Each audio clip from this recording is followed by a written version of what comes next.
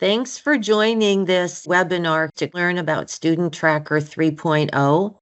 I am going to review some things about the service and go into the application.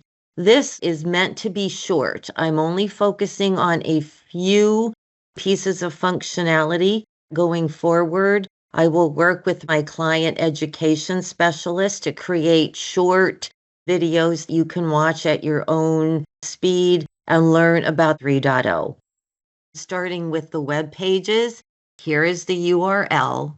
This is the information I keep up to date for StudentTracker 3.0. And as you scroll down, you'll see some general information about the service. I'm going to talk a little bit about no more effective dates and no more PDFs. When I show you the application, you'll see that it's going to be interactive. There's some new learner outcomes, and then you'll be able to get your student level detail report when you want it. And there are some enhancements to that detail report. So I'm going to go to the FAQs. I know you have a lot of questions, and I might have all of them answered here. First, when is your account moving? It's going to be a rotating, slow migration. We're staggering it. Not everyone is moving at the same time. The goal is to start in mid to late December. So it should be just a little bit after this fall's effective date. You'll get your fall reports based on the current StudentTracker service. And then you can start moving to 3.0 and looking at the comparisons, tracking, seeing how the new outcomes are displayed in 3.0. Here is an email. If you have questions, this will come directly into me. I look at that email box about once a day. I know there's questions about when the other services will move over, like outreach and those education organizations. We don't have a date for that yet. The current 3.0 is focused on the StudentTracker secondary. Scrolling down, at this point, we do not yet have a date for when the current service will be retired. I would love for everyone to be using 3.0 by spring of next year. We will see how that plays out. I know there will be a lot of questions, so I don't want to take away the existing service till everyone is clear. Plus, there is still some functionality that we have to build. So this question right here shows what is not yet built in 3.0. And this is dated as of November the 4th, 2024, when I'm filming this. One more thing. Here, there is a download document for your student level detail report. We are making enhancements to the detail report. There will be a separate tutorial just on the detail. You can click on here and see the new mapping to understand the new columns of data we're adding, specifically the enrollment majors, the class level indicating whether the student is a freshman, sophomore, junior. All of that is outlined here in this document. So please give it a read so you'll know what to expect when you're on 3.0 and you're getting your student level detail. Now I want to show you the application. I'm going to have a user manual so you will know exactly how to log on. When you come into StudentTracker 3.0, you come to a landing page, a dashboard. Right here, it's just about the first year enrollments.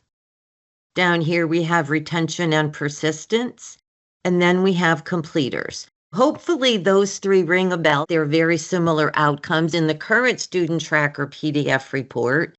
3.0 does not have a PDF. You are coming right into this via the web.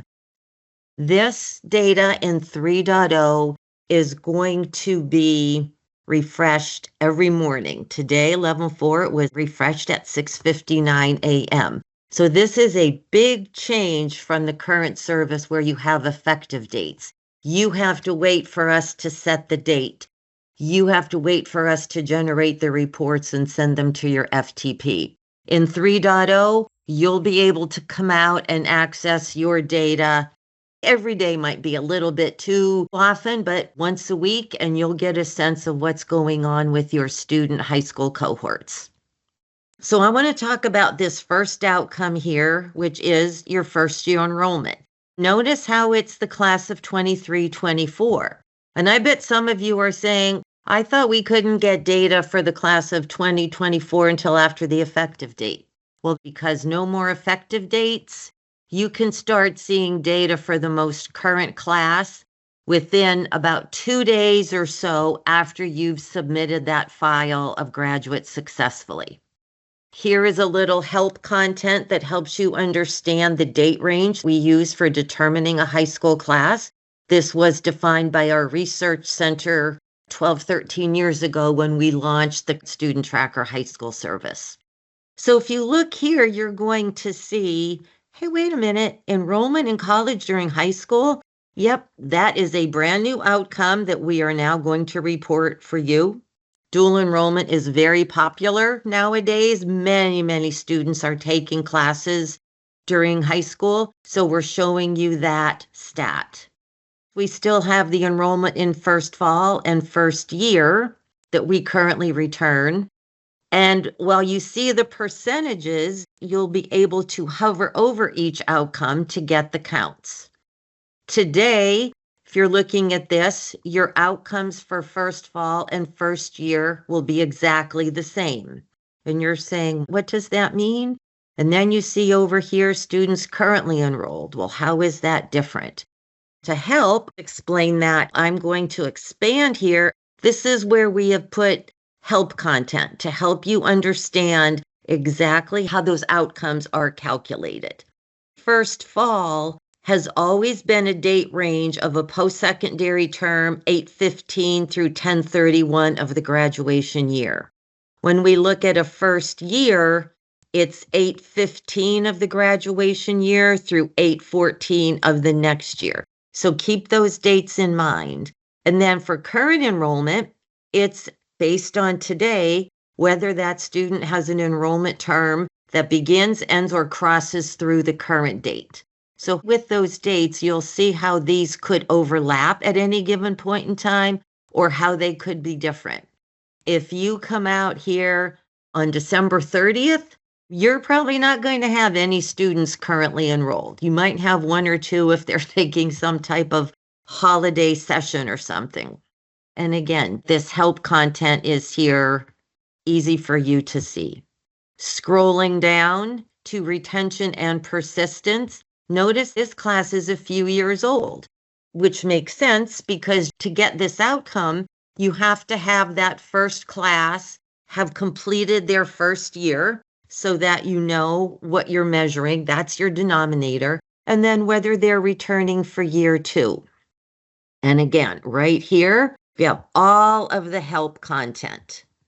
This is a new outcome as well. If you remember what your PDFs look like, we only show you if the student returned in year 2. In 3.0, you're going to see if the student returned to the same institution in year 2. Huge metric for you all that are concerned about your students, helping them make those decisions during high school of where they want to go. Are they choosing a school where the odds are higher that they'll succeed? So this helps you see how many return to the same institution. And then you'll be able to see how many returned to year 2 at a different institution and whether that different institution was a 4-year, whether it was a 2-year, or whether that student is no longer enrolled. It's a brand new way to look at this data. And again, it will be real time. So as colleges continue to submit their data to us, the counts will update accordingly. Again, once a week might be the best to come out. Lastly, the completers. This is real time. This outcome for a class of 1920 is a few years old because you want to see how these kids are doing. And typically it's that 4-year after the high school graduation. Because it's real time, the greatest thing is you don't have to wait for an effective date to get this outcome. nor do you have to wait 6 years from the high school graduation to see the credential. Big change here. As of November 4th of 2024, for the class of 1920, there are 25% that have some type of credential. 13% here, this light blue, are still enrolled, no credential yet, but because they're still enrolled, it's looking like they may complete. And then those students that are no longer enrolled here in this kind of a light pink, and then the red showing you who have never enrolled. That is your landing page dashboard. You see here that this is 23, 24, and down here we have class 21, 22, and down here it's 19, 20. Every July 1st, this date range will switch. So come July 1st, 2025, this will show high school class of 24, 25. This will show high school class 22, 23, and so on. We did that intentionally. July is summer. Not a lot of kids go to post-secondary in summer, but we still want to give you those opportunities if you submit your data early, like right after students graduate high school, and you want to see how many are going to school in the summer. This could be helpful. If you're anxious about seeing stats on students that took enrollment during high school, you'll be able to see that. That's the reason why we decided to change this year every July 1st. In future sessions, I am going to go through these other pieces of functionality. Like this is where you will go to get your student level detail report. You'll request it right in the application. Here's in accounts and settings where you'll be able to see general information, when your subscription ends, and who your billing contact is, your users, your participating high schools, and then each of these outcomes on the landing page have a page 2 where you can click in and see more outcomes. And in a subsequent session, I'm going to go through each one of these, how to understand these, use the breakdowns and filters. Stay tuned for that. As of right now, there's a few coming soons for some functionality over here. Please stay tuned. I hope you're excited about 3.0. Happy to answer any questions in the FAQs. Here is the email, StudentTracker 3.0 at studentclearinghouse.org. And with that, thank you. Looking forward to the next session.